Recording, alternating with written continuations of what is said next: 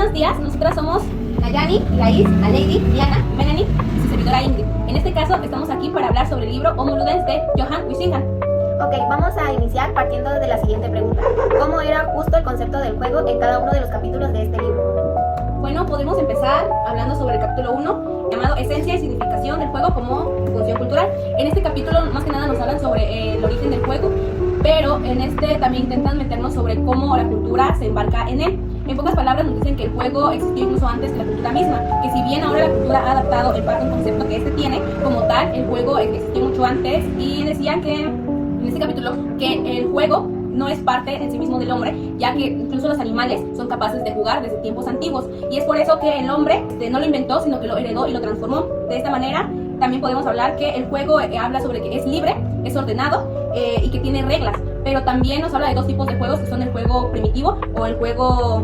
primario, que es el juego que todos conocemos, que vienen desde los animales hasta lo que juegan los niños cuando son pequeños. Pero también está el juego como índole social, en donde más que nada nos habla de que este está estructurado, desarrollado y está articulado. Quiere decir que ya son los juegos como el fútbol, el ajedrez, o juegos que tienen un reglamento o que se juegan de manera más seria. Y justamente hablando de algo serio, anteriormente decía en este capítulo que el juego era algo no serio, que solamente el juego se veía desde la comedia y la risa, pero incluso viendo a fondo, hay juegos como el fútbol y el ajedrez que no incluyen risas ni tampoco incluyen comedia, que incluyen una estructura, un reglamento, y al final de cuentas siguen siendo juegos. Es entonces que hablaba en el libro que el juego no se trata de que no es serio, sino que el juego no es cosa seria. Y una de las funciones que también mencionaba era sobre cómo la psicología y la fisiología intentaban adaptar un concepto de juego en base más a la cultura, en donde decía que al final de cuentas el juego tenía un fin en sí mismo que puede ser variable como tal, como una descarga de energía, como juego, como ejercicio para favorecer movilidad, también como obediencia o satisfacción de necesidades, incluso una descarga inocente de impulsos que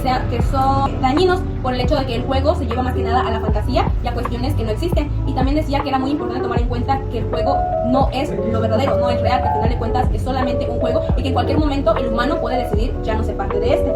Bueno, algo por ahí que comenta sobre el juego es que en el capítulo 6 habla que los juegos eran sagrados, porque ya de ahí se hablaban sobre verdades cósmicas. Entonces pues ahí viene como un debate en esa parte, porque en el capítulo 1 hablaba sobre eso, pero en otros capítulos viene algo contrario o diferente. Bueno, ya hablando sobre eso, a lo que menciona Nayani, de hecho en el capítulo 3, que es el juego y competición, se centra más sobre la creación de la cultura, como menciona Ingrid, pero también menciona algo que dice Nayani en cuanto a lo serio o divertido que ha visto el juego, porque algo que menciona el autor cuando inicia este capítulo es que algo que para ellos antes era visto como un juego, actualmente ya es visto como algo sagrado o como parte de una tradición de la cultura. Ejemplos de ellos son como las ceremonias sagradas que hacían, pero eran más, mencionó los dos tipos de juegos, que no es precisamente un juego tiene que haber diversión y risa, sino que también están los juegos que son reglados, porque de hecho aquí menciona mucho sobre la competitividad. En cuanto a la cultura, habían juegos que aquí lo denominan como de tipo agonal, que agonal es la competitividad reglada, en donde ahí el objetivo era que se enfrentaran dos grupos de comunidades o culturas distintas, y de manera en la que pues hubiera un ganador. Habían luchas en donde eran únicamente violentas, y habían otro tipo de luchas en donde eran de buscar quién tenía como un mayor entendimiento de la visión y la cosmología, como lo comentaba la compañera Nayani. El libro como tal es un poco confuso de entender, y creo que a todos nos pasó eso de que nos costó un poco entenderlo, pero sí hay temas que pues hasta ahorita creo que no lo puedo yo lograr entender por la complejidad que conlleva el libro. Ajá, en el capítulo 6 del juego y el saber se habla que el conocimiento y el juego se entrelazan y que era por medio de enigmas o adivinanzas, y también se disputaba por sacerdotes o sabios, en donde no solamente era porque tenían tiempo de ocio, sino porque buscaban revelar y sostener como que lo del conocimiento. Bueno, respecto a lo que han hablado, también yo puedo relacionarlo un poco, y por lo que pude leer, con lo que es el juego y el derecho. Pues se mencionaba que en la antigüedad los juicios o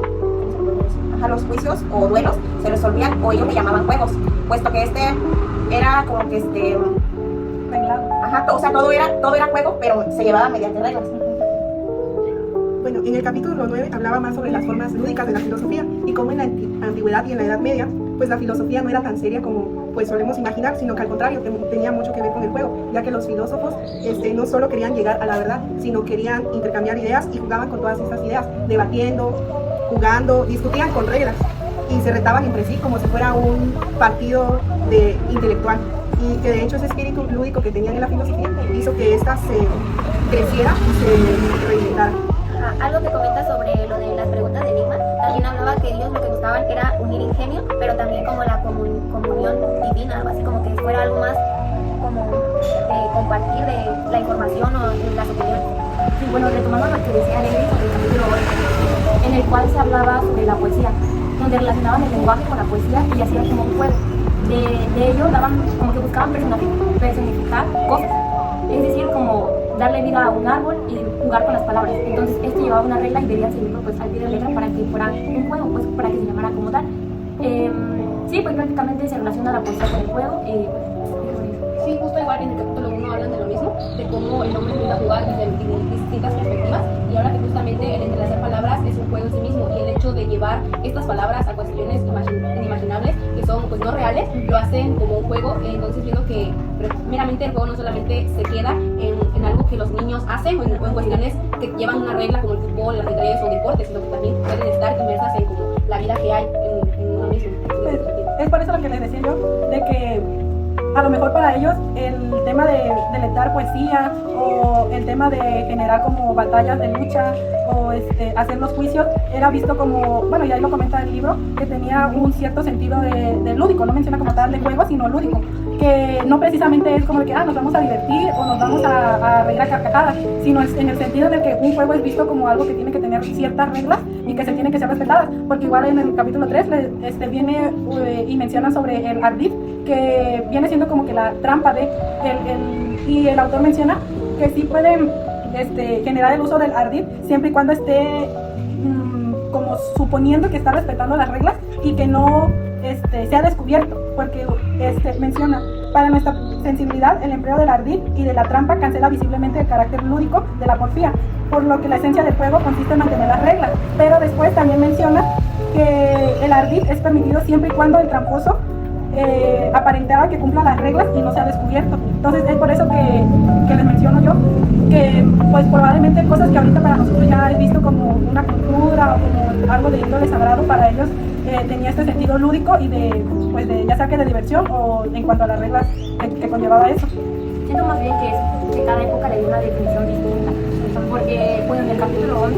mencionan acerca de que, bueno, hablan de diferentes épocas, hablan del romanticismo, del rococó, no sé, pero eran varias épocas, ya ahorita no lo recuerdo, pero de ellos cada uno le daba como que un significado diferente. Por ejemplo, voy a hablar sobre el barroco, que en el barroco para ellos el juego era la forma en cómo transformaban su vestimenta, porque la vestimenta para ellos era muy exagerada, donde utilizaban como pelucas que eran pues muy altas y con mucho volumen, y dándole como que más importancia a eso, y también en lo arquitectónico, o sea, en lo de las estructuras que ellos construían, porque para lo barroco, mientras más extravagante fuera, es mejor. Entonces ellos consideraban, o más bien lo veían, o no sé, pero era como un juego para ellos. Entonces en el romanticismo al parecer se fue como que disminuyendo eso, porque fue como que ya una de las últimas épocas donde se fue transformando a la actualidad en la cual ya estamos. Sobre lo que hablaba Diana, en el capítulo 12 mencionaba que pues hoy en día el juego sí sigue existiendo, pero que pues ha ido transformando, ya que pues no es igual. En lugar de a veces ser un espacio libre y creativo, pues muchas veces se convierte en este espacio que se hace como un espectáculo y que lo podemos encontrar muchas veces en el deporte profesional o en un ámbito político, pero que se vuelve como un show, y que el juego pues sigue presente, pero se ha ido desnaturalizando y transformando. Ok, sí, bueno, para complementar un poco lo que comentó la compañerita Diana, es sobre las formas lúdicas. En el capítulo 10 se habla, por ejemplo, de las máscaras primitivas, los tótems, las danzas, todos esos elementos que como que cada cultura tenía, en el que dice que el juego era como una manera de demostrar la fantasía humana de cada una de las épocas que iban pasando y cómo iban modificando pues ese significado de acuerdo a lo que ellos iban realizando. Como se ha ido viendo, pues podemos llegar, como te lo dije desde un principio, es que el juego ha sido una transformación que el humano mismo ha tenido, pero que debe tener muy en cuenta una función con un sentido, y que al final de cuentas cada juego significa algo. Bueno, por lo que él y por lo que pudimos entender es que él tiene distintas, no podemos definir en sí el juego con un solo concepto, pues él dice que esta es una realidad ambigua, pues esto puede ser libre o puede no serlo por lo que tiene reglas, puede ser real o puede ser también ficticio, entonces también puede ser serio, pero al mismo tiempo puede no serlo. Entonces, acá habla de que el juego no solo puede ser definido como algo infantil, sino que engloba varios aspectos. Pues es que de hecho, si pudieron darse cuenta, en ningún aspecto se menciona como tal a los niños o de la diversión de los niños, sino que toman el lado lúdico de acuerdo a las actividades que hacían cada época y las personas adultas. O sea, esto no quiere decir de que los niños no se divertían o no jugaban, sino que de acuerdo al libro, pues era ese aspecto, ¿no? De cómo de acuerdo a distintas épocas y distintos temas como la poesía, como la guerra, como la cultura, pues tiene cierto aspecto lúdico del juego. Ajá, es Es universal. algo más como para no quedarnos solamente en el concepto de que el juego simboliza un niño. Entonces, como que en este libro más que nada nos ayuda a interpretar que el juego va más allá, como dice Diana, no solamente que el niño juega o el niño hace o el niño sino que entender el concepto del juego como algo que va más allá de él. O sea, es parte de y es necesario para nosotros, pero el hecho de comprender que el juego no solamente se encasilla como una idea de cómo el niño juega o el niño hace o los juegos que los niños hacen, entonces nos puede ayudar como a tener una idea más exacta de lo que es el juego. No, sí, y tiene razón lo que dice ella, porque, o sea, en cada época que vamos pues surgiendo o que va pasando, pues le vamos dando una diferente definición, entonces va cambiando y no siempre se va a quedar con la misma. Siento que como que la finalidad de la lectura era que buscáramos más allá del concepto que tenemos hoy en día, sino que buscáramos desde los orígenes o desde mucho antes cómo ellos miraban el juego y cómo se ha ido transformando pues, día con día. Sí, porque de hecho yo creo que si a nosotras nos preguntaran antes de leer esto, ¿qué es el juego? Nosotros lo hubiéramos ahora sí que relacionado con algo infantil. Sí. Entonces con esto ya como que Nos abre los horizontes. Sí, porque de hecho igual en el capítulo 3 mencionaban sobre, no tengo tan presente la historia como tal, pero algo tan sencillo como ahorita es jugar a los dados, el de serpientes y escaleras, jugar cosas así. Había de hecho dioses quienes aventaban dados y de acuerdo a la cantidad, ya sea, no sé exactamente cómo sea el dado en ese entonces, era como nosotros lo veíamos, pero de acuerdo a lo que salía en las caras del dado, era como se iba a ir desarrollando la visión del mundo, se puede decir. Entonces es algo como tan natural que nosotros lo vemos ahorita, para ellos tenía como un sentido más importante y cosmológico, y a nosotros ahorita es como algo muy cotidiano. Sí. No, sí, bueno, voy a comentar algo que no puse en lo del capítulo 8. Que, bueno, ahorita leyendo, recordé, no sé cómo se menciona, pero se llama Purusha. No sé la verdad, pero lo vamos a poner aquí. Pero se trataba sobre un dios, como decía ella, que hablaba de los cosmos. Este dios es como, pues, el dios que generalmente, pues, las personas que en la actualidad conocemos, ¿no? Que decía, pues, de que la sangre de este dios, pues, se creó los ríos, que de sus pies la tierra, de su mente las estrellas, y o sea, pues estaban jugando con las palabras y pues le daban como que un sentido conforme a su época. Entonces, pues también como que se meten, ¿cómo se le dice? Pues meten religiones, se meten culturas, se mete todo y no solo es como un juego que ahorita vemos como vamos a jugar que uno, no, también se pueden meter diferentes pues conceptos. Bueno, pues creo que podemos llegar a la conclusión de que el juego va más allá de lo que los niños realizan o lo que se realiza hoy en día. Es un concepto que está incluso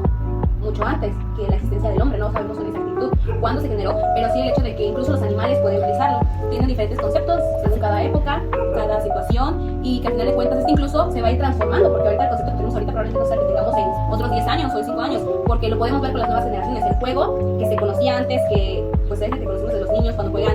trompo, yo-yo, dado, serpientes y escaleras, todo eso, ya no es el mismo juego que juegan ahora las generaciones, ¿no? Porque ya es como que están en otro tipo de juego con diferentes cuestiones. Entonces, al final de cuentas, este concepto se va a ir transformando, pero es indispensable conocer como